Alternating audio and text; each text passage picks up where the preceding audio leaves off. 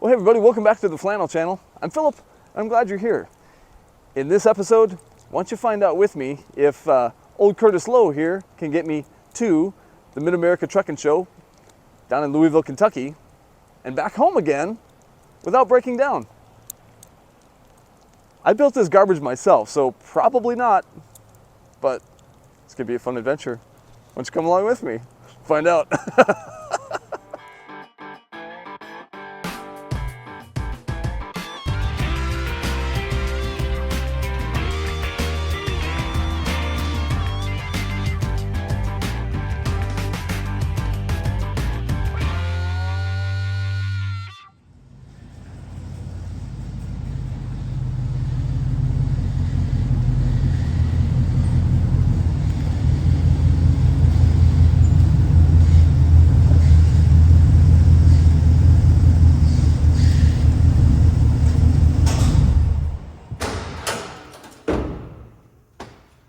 All right, so here is my list, and I'm definitely going to prioritize this thing because some of these honestly are just a wish list, and other things in here are super critical to making sure that I don't have any problems on this road trip out to Louisville.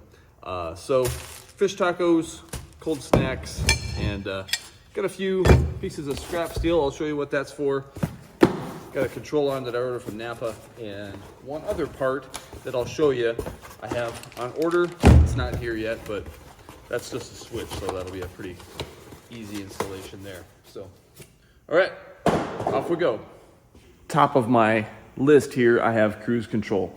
Now, the reason the cruise control doesn't work on Curtis Lowe is because when we took the Crown Victoria steering wheel off, I wanted to be able to still keep the 1979 steering wheel from the pickup on this thing.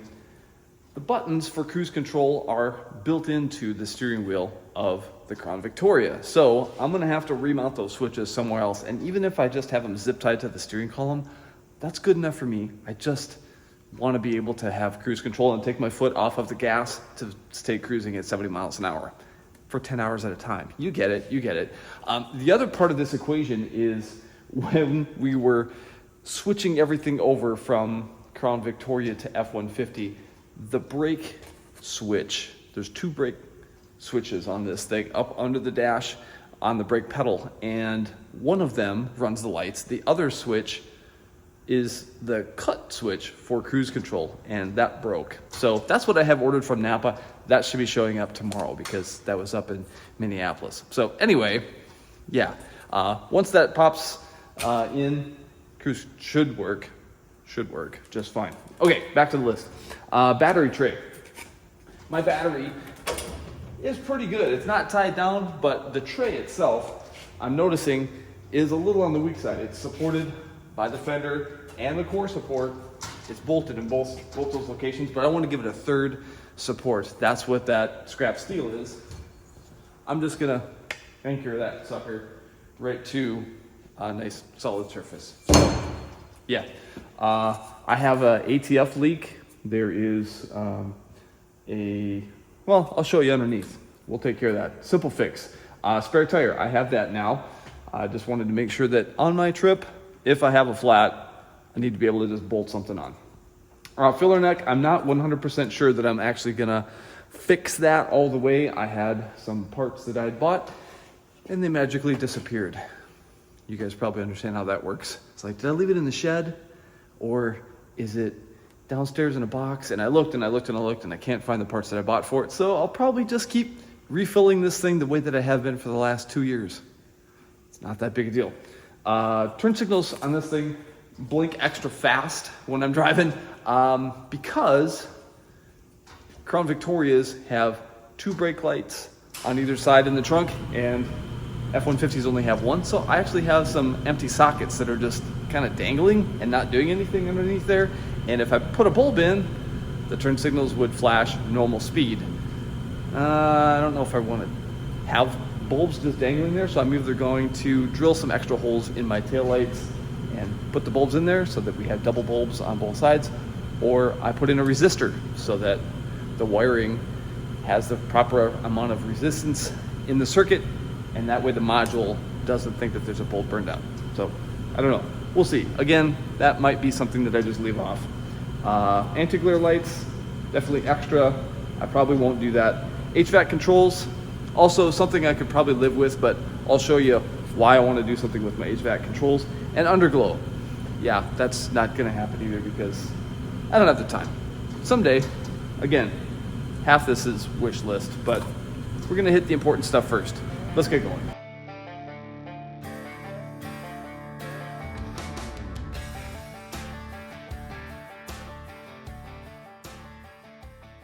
All right, so a lot of you probably remember when this project was first finished a couple years ago.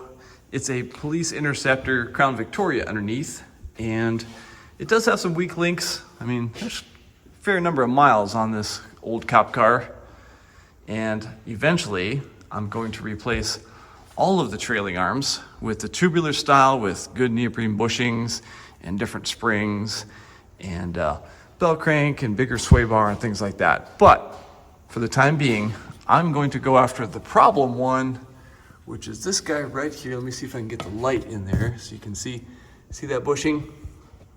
Yeah, that's a problem. When you're on and off the throttle, it feels like you're on ice because the rear end is actually doing something like that on and off the throttle. So, gonna pop in a stock replacement trailing arm. I guess I called it a control arm earlier, but trailing arm. And do a nut and bolt check all my fluid, check tire pressures, things like that. This is new. That wasn't there before. So right here is where I would like to put my battery tray support. More like that.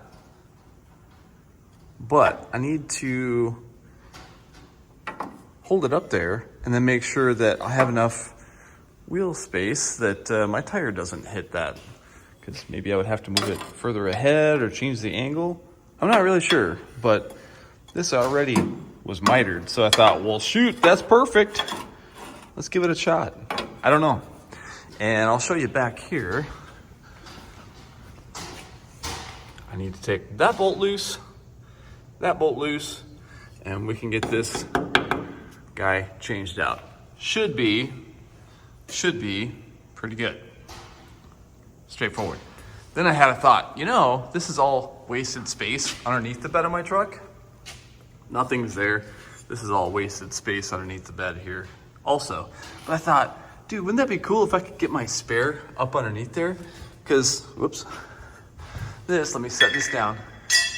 This is all open.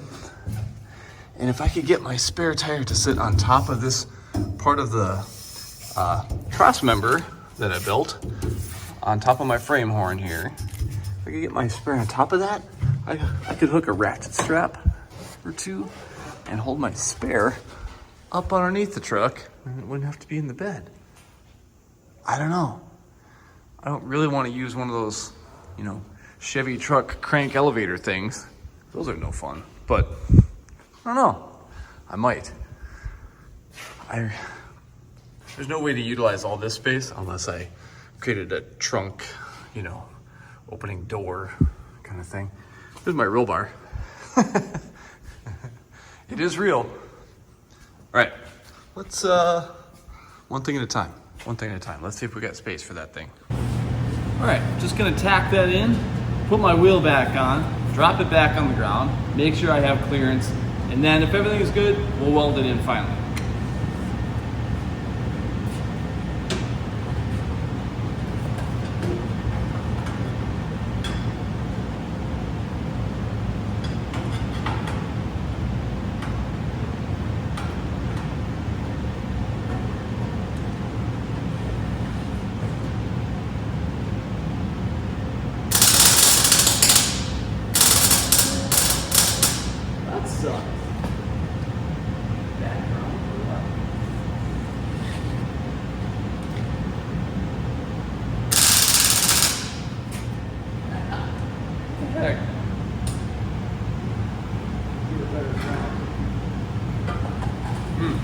Well, let's see. All right, there's our brace right there. I think there's plenty of space. Sure looks like it. But I'm gonna fire it up. I'm gonna turn the wheel lock to lock. You guys watch, let me know.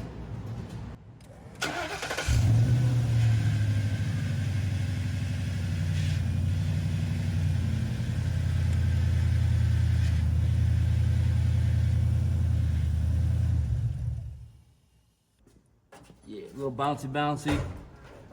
We're good. Other than losing our light, I think we're in great shape.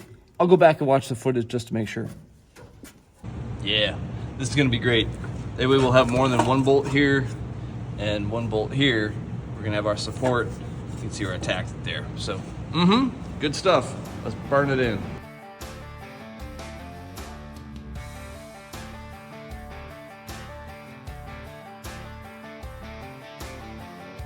There. You don't need to see my welds. Nobody does. They'll hold. All right. Had to use the torch to warm up the nut on this side. Got the bolt to break loose. Got this side out. Come on. All right. And I wanted to show you guys how really loose this thing was. Isn't that gnarly? Yeah. Oh, let's see if we can get in the hole. Yeah. See that? Yeah. So the bolt is still kind of seized in there. It's spinning, but it's stuck on the center of the bushing. So I'm gonna drive the bolt out, and yeah, this is definitely gonna ride so much nicer now. Alright, let's get the rascal out of there. There. Yeah, buddy. That's gnarly. I can't wait to drive this thing with good bushings in it. And if it's that bad on this side, I guarantee the other side needs it too. But I really want to put the good ones in. Ugh. All right, let's do the temporary fix. All right, bolt her in.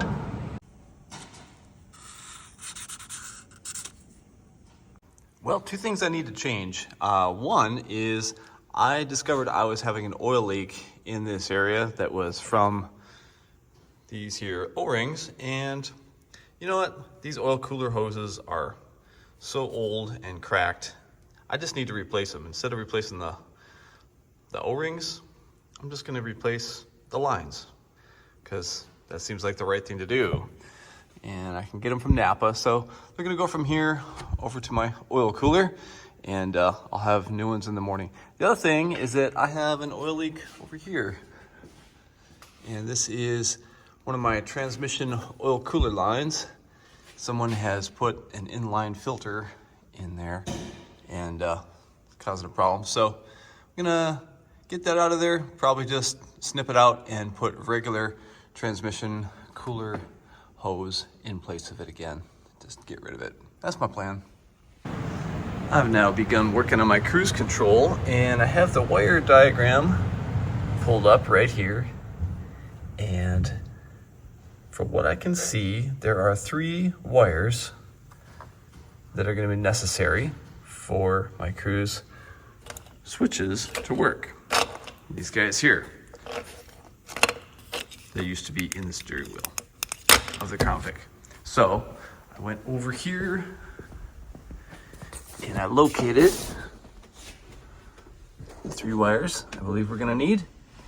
This is the little harness that used to go up the steering column, and I rerouted it to the side because I want my switches to be where the old ashtray was. So that's what this is here. So that's my plan, is to snip these connectors off that used to go into the clock spring, which I don't have anymore. Route my wires through it, attach them to this panel, and then that's gonna be my cruise control switch panel. Yeah, let's see if we can make this work.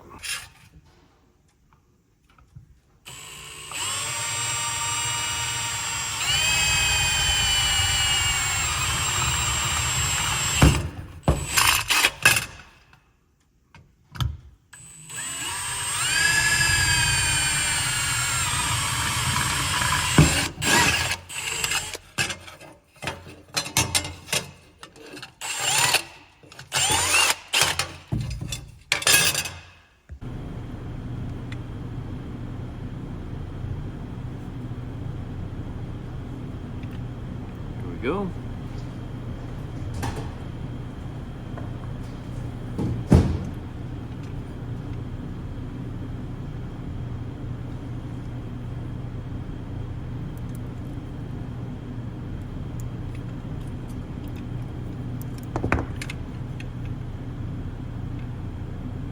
Not quite there, a little more.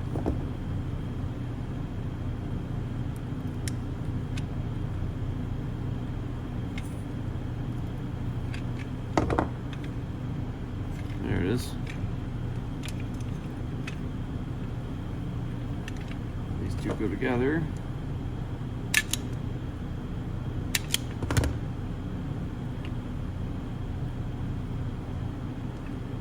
I'm gonna strip it back just a touch more. There we go. Actually gonna twist them together a little bit before I put them into the connector together.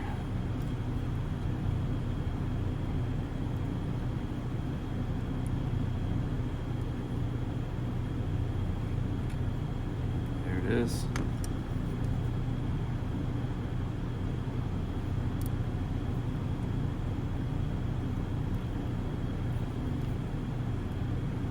I like these crimper tools because they don't open up the insulation. So when I heat shrink this, it doesn't open it up and have an injury in my heat shrink.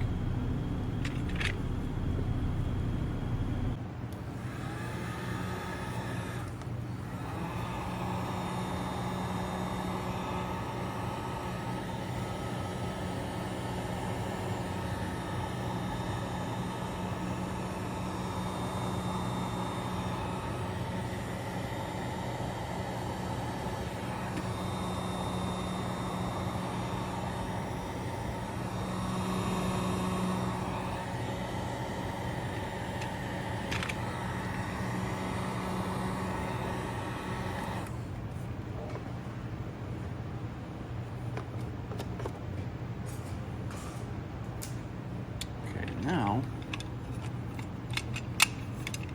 I'm going to glue these on so they stay. Nothing fancy. So I'm going to try Gorilla Glue. I could use silicone, I thought about that, but I'm going to scuff up the surface just a little bit and give the Gorilla Glue a try. Take the shine off a little bit, something like that.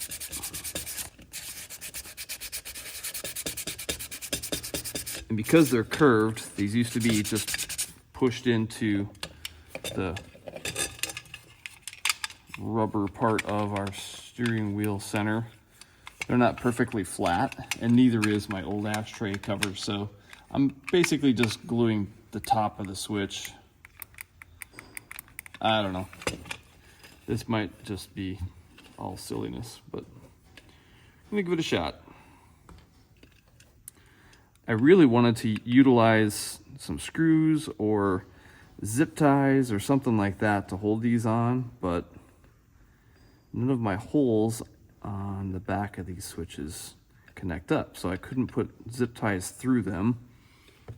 So, not really sure how this is gonna work, if it's gonna hold up, vibrations and stuff like that, but we'll find out. All right, the other spot I'm gonna scuff up just a little bit.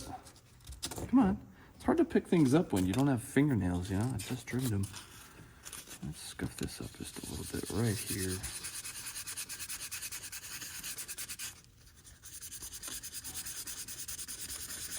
Give that glue something to grab onto.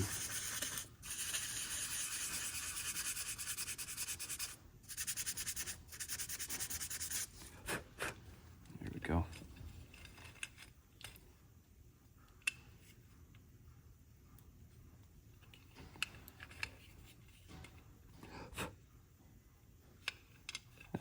Stay. And I'm gonna just set this down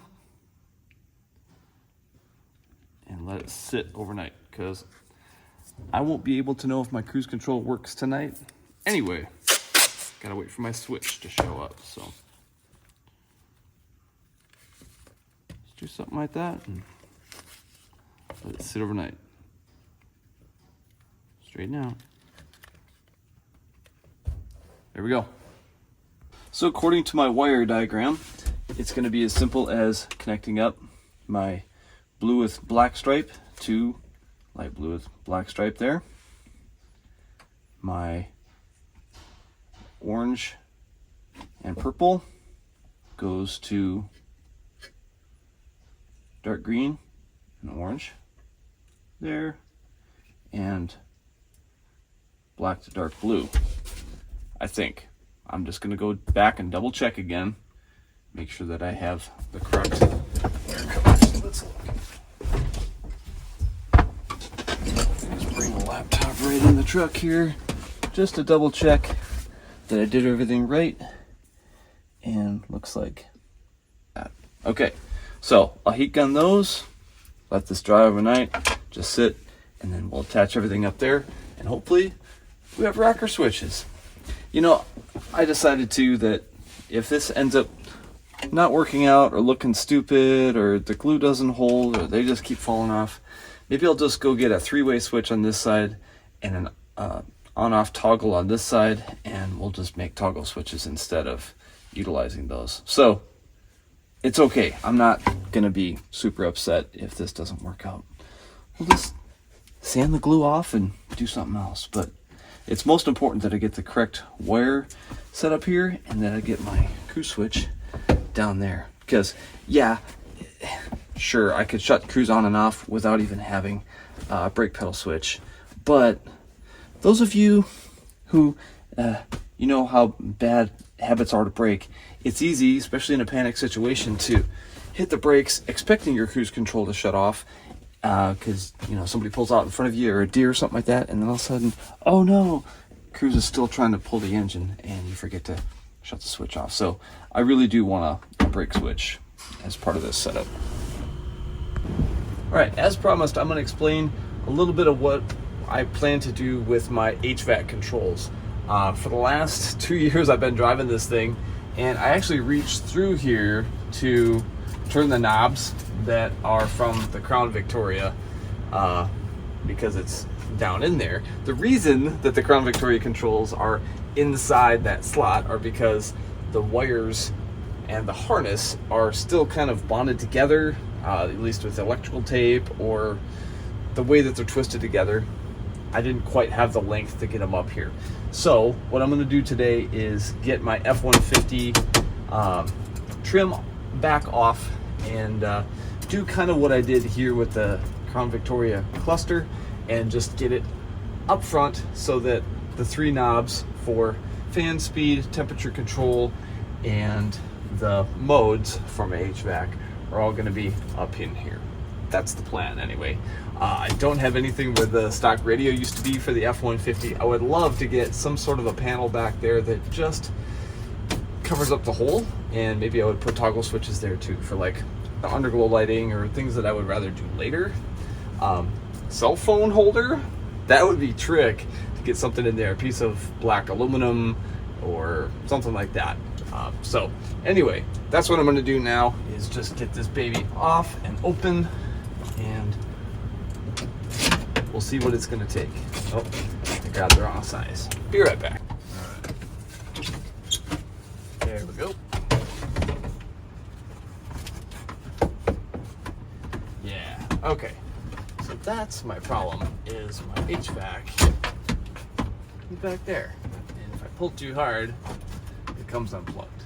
So I need to open up the plastic harness a little bit and get some more wire up in here so we can straighten it out. Yeah, time consuming. All right, if I shine the light through the speaker grill there a little bit, I can use that and see kind of what I'm up against. This is our harness, that guy right there, that connects into the main harness that would run inside the dash. This is the lighting control module, and that guy kind of needs to stay there.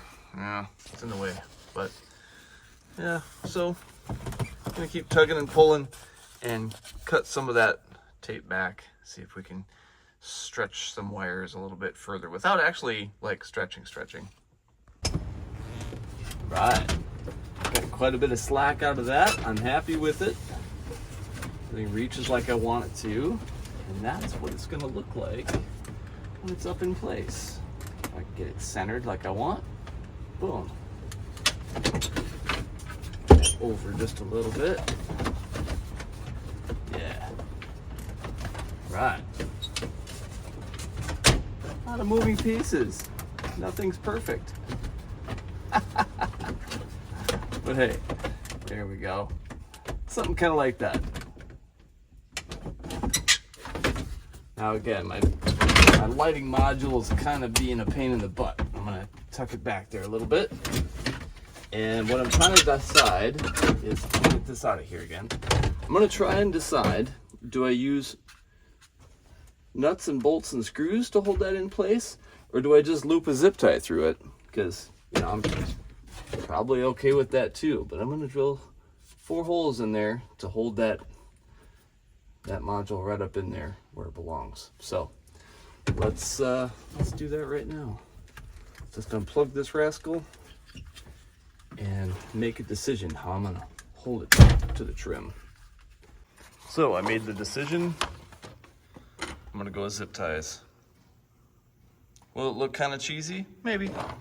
But you know what? This trim is already cracked and far from perfect. I've already done a whole bunch of things to modify it to work with the Crown Vic gauge cluster. I'm not worried about that. Reason for zip ties is we get massive gaps there, and I'm not in the mood to spend hours fabricating a way to do that. So zip ties it is. Let's get drilling. I'm gonna go right through these holes into the front, and I'm gonna make it so that all you see is the strap coming up through. Yeah. All right, I can live with zip ties. Fine with me. All right, let's plug it back in. All right, final little thing for the night that I'm gonna work on. This is just a piece of scrap aluminum, and I'm going to use that right there. Not with the hole.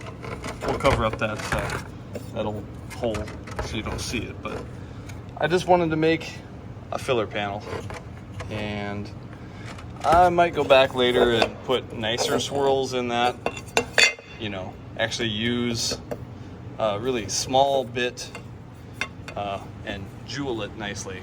But I've done that other stuff before on my semi-truck and things like that. And yeah.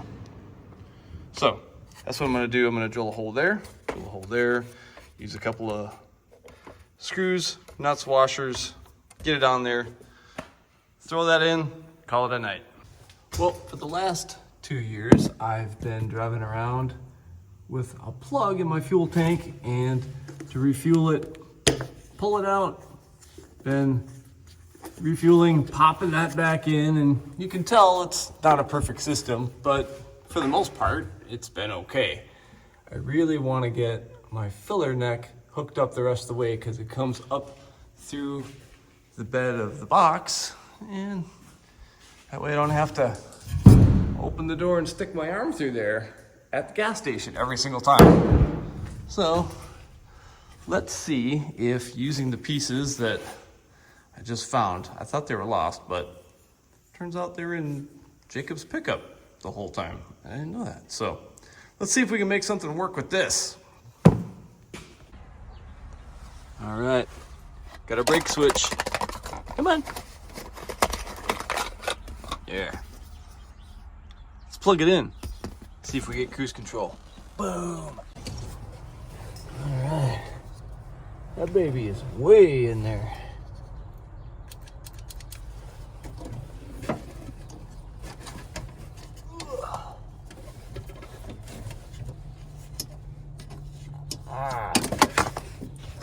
Yeah, that's gonna take me a couple tries. It's the opposite of fun. Yeah, that's not even a little bit comfortable. Man alive. Ugh, but I got it. I got it. It's in there. All right, let's go for a drive, see if it works. Here we go.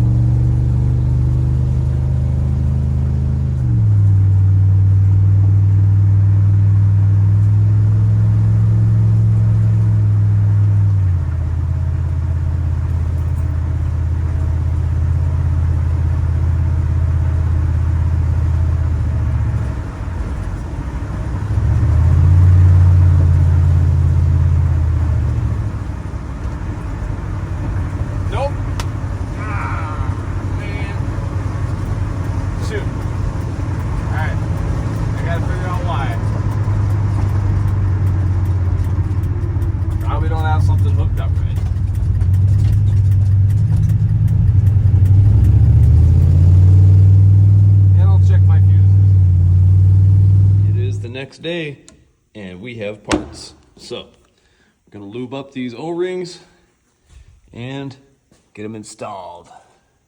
Also gonna clean these hoses out because, yeah, in China, they really don't care what kind of crap gets left behind when they're making cheap parts for American vehicles. So, yeah, clean that up quick before we send that garbage through our engine. Jeez.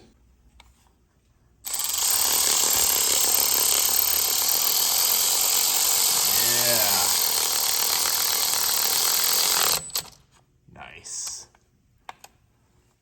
All right. So we got everything all cleaned up and dry.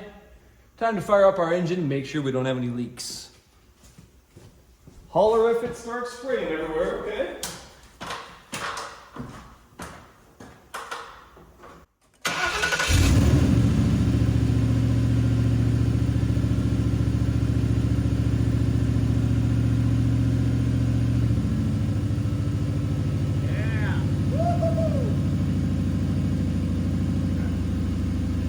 Next up, we're gonna go after this guy. Get the drive shaft out, zip out these 4 bolts, and I greased that. It's a little bit tougher to grease this U-joint anyway, so that'll give me a chance to get right on that Zerk really well, get some grease in there, get this cleaned up. Yeah. Right, proper use of a screwdriver. Make sure you show your Snap-on sales representative.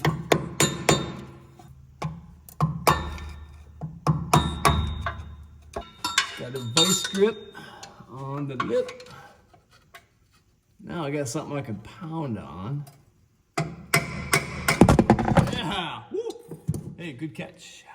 All right. Gnarly. Clean up our surface, put our new one in. All right.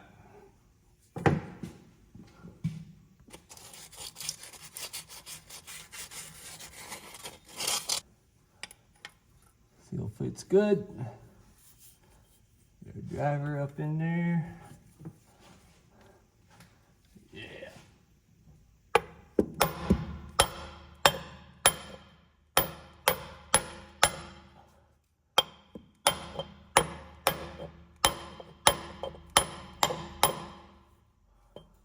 It's hard to do with the camera in the way.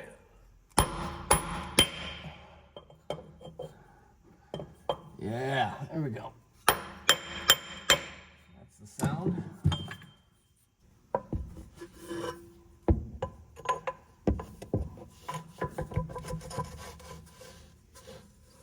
Yeah, beauty. Drop or 2 Loctite on our bolt.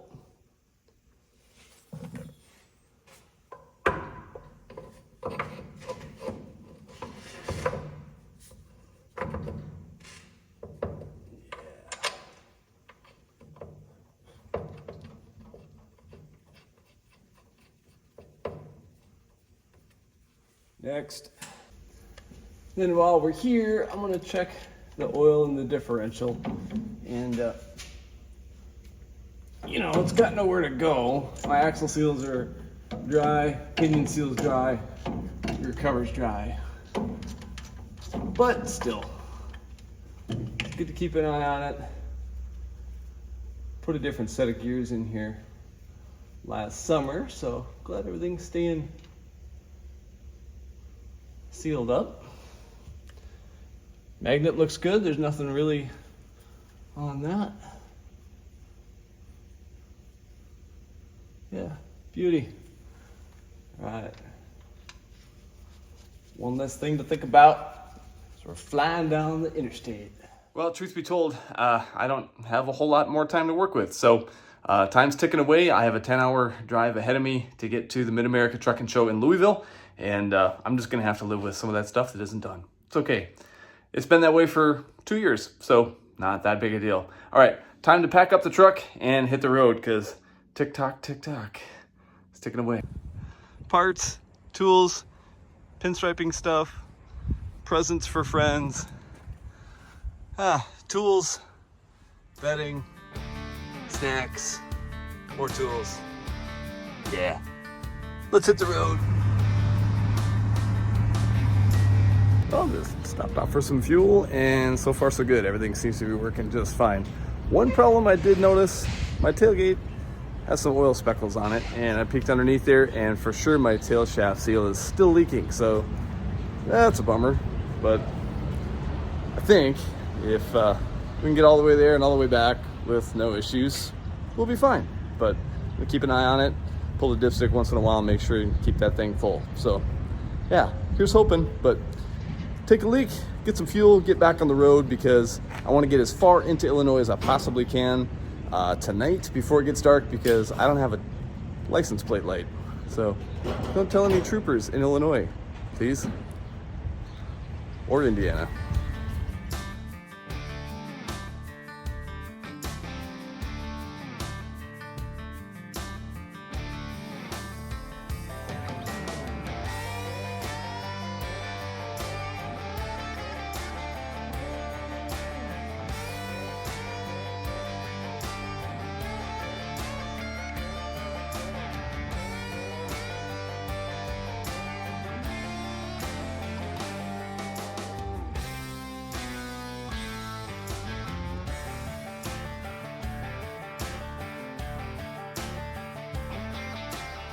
All right, stop off for another tank of fuel just before we pass into the state of Indiana. And good news is, I don't think our speckling is getting any worse. It's staying the same. But yeah, I'm just gonna keep an eye on our tail shaft seal up under there. I think we're all right. All right, let's hit the road. And I know I haven't been doing much talking as I'm driving, but it is wicked loud in here, 75 miles an hour, so you know, wouldn't be that interesting for you guys anyway. I'm bombing down the road with earplug and a Raycon, just listening to podcasts and, you know, tunes and stuff like that. So yeah, but hammer down. My goal is to be in Louisville by midnight. I don't know if that's gonna happen, and there's a time change, so I don't know what that means for local time. Doesn't matter, not important. Let's go. Still hitting snacks, and I'm gonna reward myself with a cigar at the state line, because I've been waiting for that. And yeah, nice little treat to give yourself for, you know, accomplishing something. That's how I like to attack things, is set goals and then reward yourself with a little treat. So for me, it's a cigar. All right, here we go. Just stopped for fuel for the last time of the night. We've got maybe 80 miles to go till we hit Louisville. I stopped and grabbed some ATF at the gas station. Yeah, I think we're doing all right. That seal's definitely leaking, but all right, we're gonna go catch up with the rest of the LargeCar team. They're at a Airbnb, and I have the code for the garage door to get inside the house and crash for the night, and then we'll get to Matt's in the morning. So yeah. We'll be there soon. Look, we made it. Yeah. Ooh, that light is intense. Let's go in the garage. So yeah, rolled in last night about 2:30 a.m. and got to the house that the whole crew is staying at, and this place is awesome. So it's the next morning, and the sun's coming up. Feeling good. Got about, I don't know, 4.5 hours of sleep. So yeah, life is good. It's good to be back with my friends, and we're supposed to have rain this evening, so that means that a lot of my outdoor shots should probably be today covering the show. But anyway, yes, huge blessing. God is good. He kept this truck running awesome and doing well all through the dark. We're in great shape. Yeah, it's a nice long driveway. Check that out. Yeah, and thankfully private fence, things like that. So rolled in about 2:30 last night, well, this morning, and yeah, glad to just roll in nice as quiet as we possibly can, tiptoe our way in and shut the key off, because, you know, there's a privacy fence and stuff like that, but you're waking up the whole neighborhood when you're rolling in that late at night. So yeah, we have made it to Matt's. It's a gorgeous day. It's breezy, so I should clip on a microphone if I'm going to talk at all, but yeah, fantastic. It's good to be back. Well, here we're at the end of day 2 at Matt's, and it's crazy windy outside, so I found a little bit of shelter and try and get out of the wind and out of the sun here a little bit for you guys. But it got crazy warm outside today. But ironically, I spent most of my day indoors at the LargeCar Magazine booth and doing a bunch of pinstriping for folks, doing a lot of tumblers and cups and things like that. We had a great turnout, sold almost every one of them, so that's really, really cool. And then I went outside to do touch-up pinstriping for a couple of friends. The crazy wind tends to be such a problem that the trucks actually start to rock in the wind, and also when I'm holding my pinstriping brush, it actually starts moving with the wind. Yeah, and so my lines can get real skewed if that's the problem, and so decided to just hit pause on that, and we'll hope for better weather tomorrow, should be, and we'll try and get that pinstriping finished up for those friends of mine. But I'm not doing like open to the public, you know, let me know if you want striping done. It's not that kind of thing. I'm just sort of doing it for friends as a favor because they need touch-ups. So anyway, it's been a fun day. I have 2 meetings scheduled later this evening. Gonna have dinner with a sponsor and things like that, so looking forward to that. It's gonna be pretty cool. Be a kind of a higher end restaurant right here in Louisville, and so I'm just gonna have to wear my best flannel and be myself, so hoping for the best. Anyway, yeah, day 2 of Matt's, awesome, and you can't control the weather. It's always a surprise here. All right, well, this is new. Never had my truck in a parking ramp before. I've actually never paid $30 to park either, but downtown Louisville on a Friday night, that's what you get. But don't have to worry about being too high. I'm actually more worried about bottoming out in this thing, but yeah. First time for everything, and old Curtis is doing fine. We haven't scraped anything yet, so yeah. If you've ever been in one of these ramps and you're like, I wonder if I'm gonna scrape my top, I don't have to worry about that with this thing. I do have to think about bottoming out and ripping my exhaust off, but so far so good. Yeah, and parking in this ramp is $30. That's a first for me too. Yeah, it's a good thing I park trucks for a living. We got this. Tuck right out of the way here. All right. Day 3 at the Mid-America Tractor Show, and I'm not giving you guys a whole lot of footage here on this video, but I'll have it on social medias, and I'm probably gonna make a video specifically about the trucks and the builds and interviews and things like that here on the channel, so go check that out. But yeah, it's a marathon, not a sprint, so gotta pace yourself, right? Yeah, it's gonna be a busy day.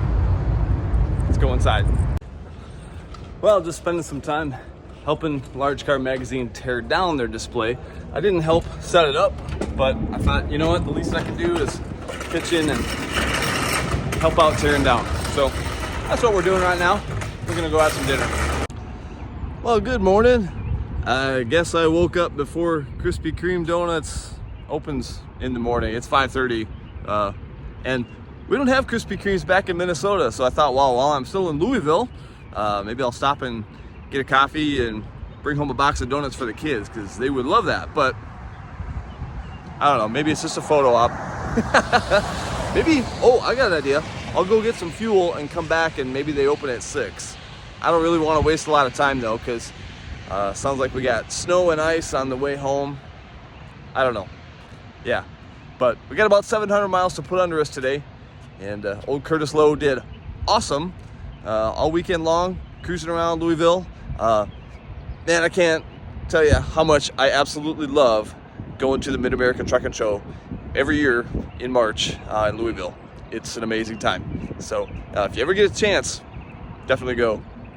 I loved hanging out with the folks from LargeCar Magazine. Also, we get an Airbnb, and it's awesome because hotels are hard to get in this town and they're not that secure. And yeah, so Airbnb is where it's at. And then the whole group has their own bedroom, and yeah, pretty cool, pretty cool.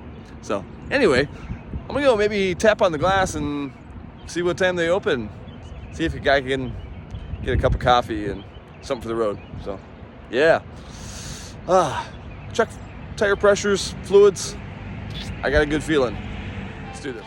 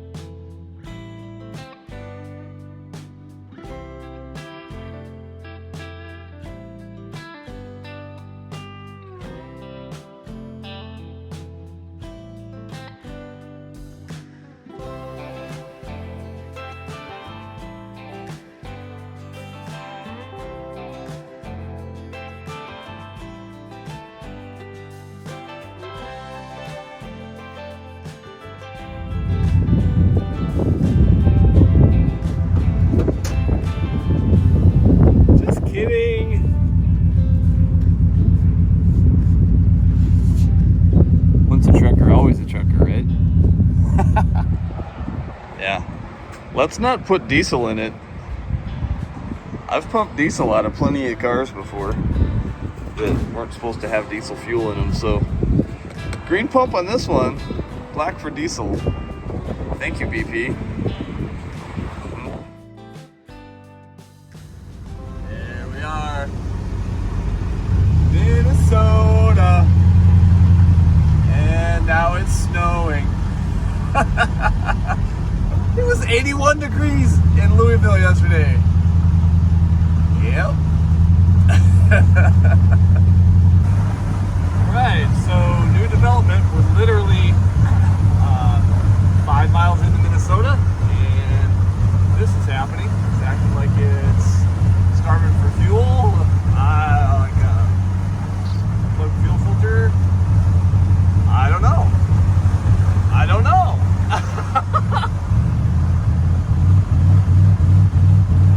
I can downshift. Maybe I got something that's really wet. Been driving in a lot of rain. Alright, we're about 45 minutes from home. Come on, Curtis! Alright, we got to a gas station underneath an awning. I'm gonna throw my coat on, pop the hood, see if I can figure out what's going on. It's like a part throttle, hesitation, starter. But that's fine, so I don't know.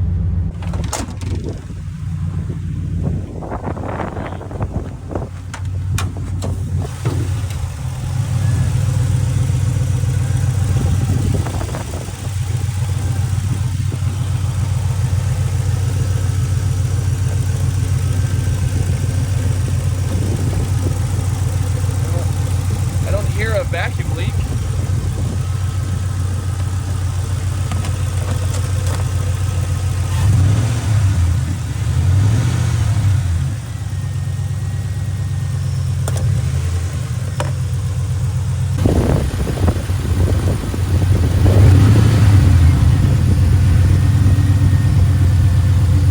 TPS seems alright. It's just weird that the idle keeps moving around. Our alternator's charging.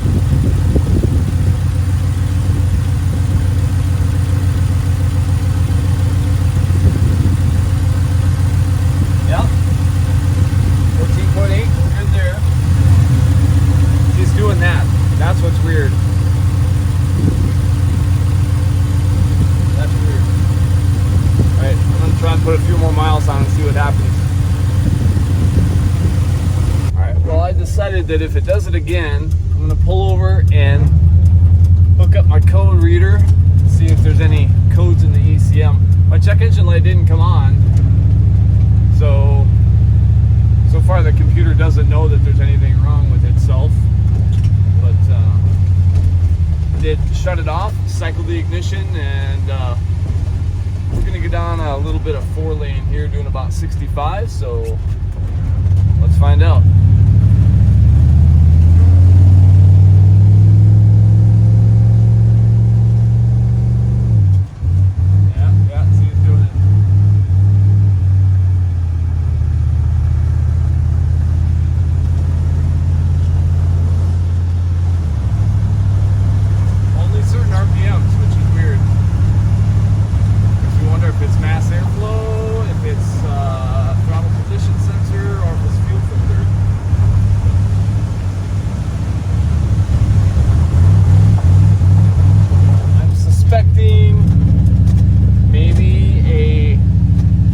Driver module, perhaps.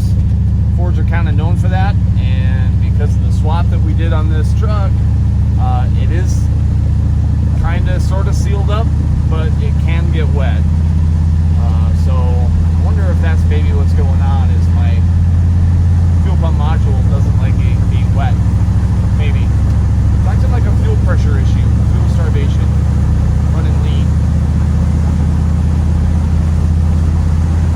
Pushing, see if I can get home.